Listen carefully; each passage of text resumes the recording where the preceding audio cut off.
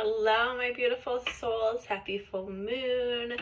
The full moon is happening in Sagittarius with the sun in Gemini, and currently Jupiter is in Capricorn conjunct the north node of the moon, as well as Mars is trining the moon. So there's lots of really good energy for stepping into our destiny, taking action to align ourselves with our highest potential.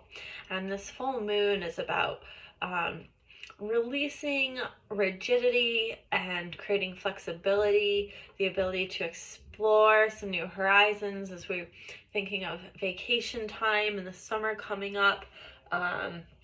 Preparing to have fun and to travel, and being open-minded to, new points of views, or how we to opposing viewpoints, even. So this is like a really fun full moon.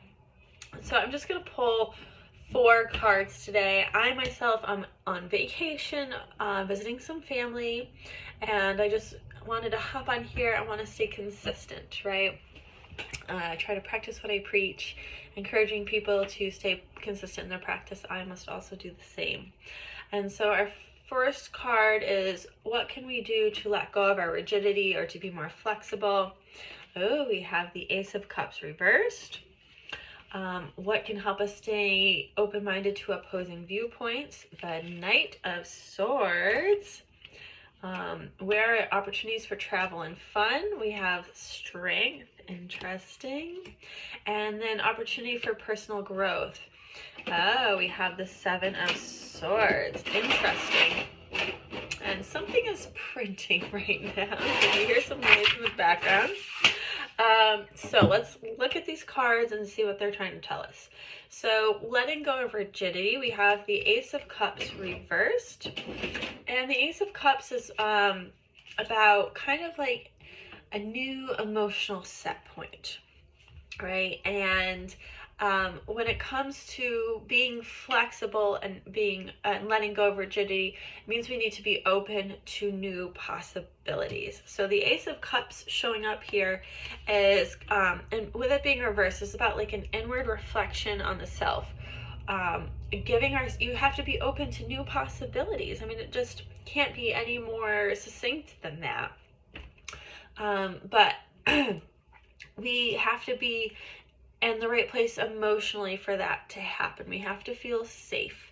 And so that can feel scary, and that in itself can be a new thing to kind of lean into letting go of the anxieties that get in the way of feeling safe, right? When you live in a state of anxiety for so long, that can feel normal, and to not live in a state of anxiety can actually create anxiety. I myself have been kind of going through this.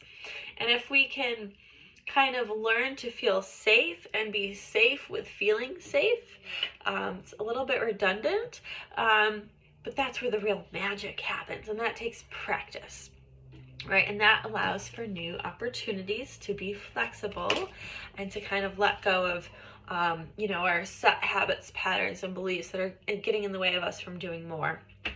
And so how can we stay open-minded to opposing viewpoints? We have the Knight of Swords.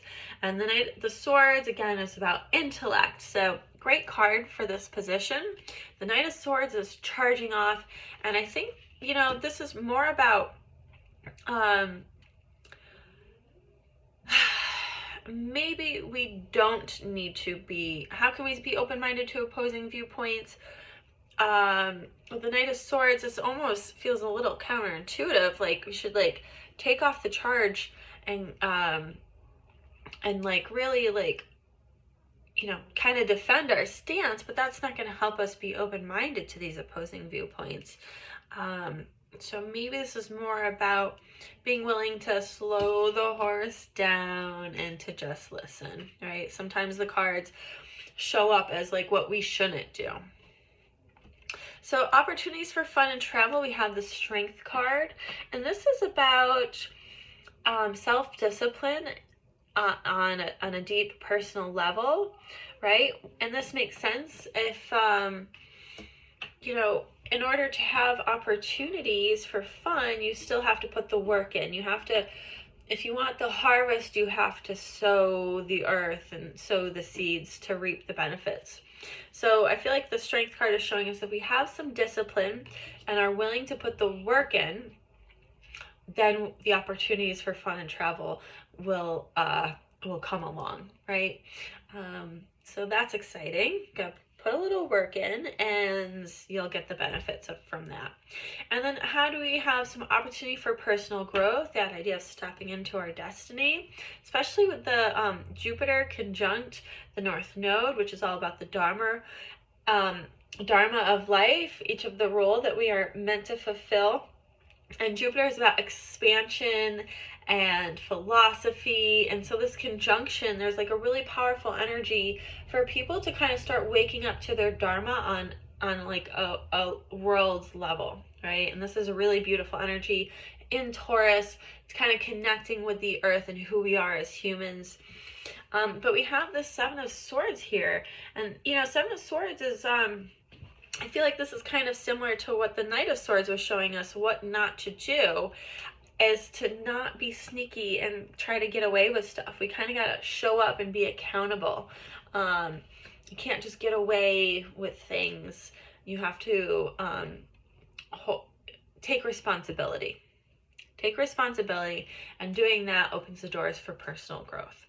And maybe, you know, and of course, my own personal perspective is kind of coloring this interpretation a little bit, because I feel like I've been really working on, you know, taking accountability for my actions. I talked a lot about that and the reading for the month of June. You know, letting go. When we're trying to heal ourselves, we can become a little narcissistic because we're so intent on healing that wound that we forget there are other people around us. And so I feel like the Seven of Swords here is showing we got to take accountability, and we can't just get away with things. Again, that Strength card, discipline to practice what we preach. And the Knight of Swords is telling us we need to slow down a little bit to be able to listen to other people, so that we can actually grow in a deeper way on a community level. That's kind of what I'm coming up with. So I hope this reading resonated. It is my intention that this message finds whoever needs to hear it most. I'm going to keep it short and sweet today because I am on vacation, and I hope everybody who watches this, it, you know, triggers something within you to make the most of the coming summer, and the best way to go about that. All right, let's have fun in the summer sun. I will be back in a couple weeks for the new moon. Will it be in Gemini or Cancer at that point? I have to look to see what the date is. So on that note, I hope everybody has a beautiful day, a beautiful weekend. And I am going to be coming out with some special offerings for some mini retreats, both online and in person, that I'm very excited about. If you often feel like you have a hard time making time and space to sit and be still in one place and really be able to come to center and get clear on what it is that you need to get clear on to make some good, healthy changes in your life, I am here to support you in that. In person, I'm offering some breath work and astrology and tarot readings, ending with a massage, and virtually it will be obviously some breath work, some distance yoga class work, the same reading and tarot cards, and distance Reiki healing. So it'll be a nice 3-hour chunk for you to be able to get quiet, get centered, and tune into the energies to help you maximize what it is that you want to change in your life, and to really build some new beautiful energy in your life. So I'm really excited about these offerings. I'll have more information listed on my website. You can check that out down below. And if you'd like to schedule your own reading, you can find that ability to do that through my own website as well. So I'm rushing, so I'm kind of stumbling over my words. I hope you have a beautiful Saturday full moon weekend. Namaste, my friends.